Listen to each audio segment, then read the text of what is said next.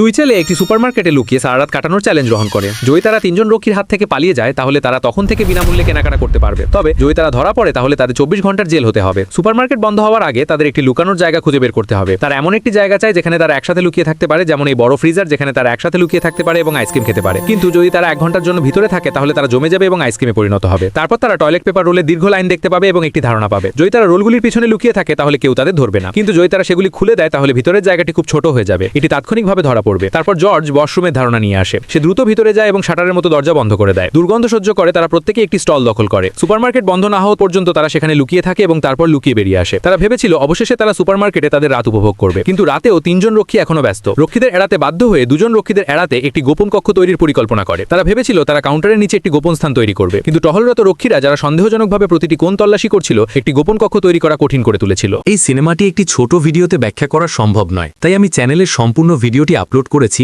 আপনি সেখানে গিয়ে এটি দেখতে পারেন।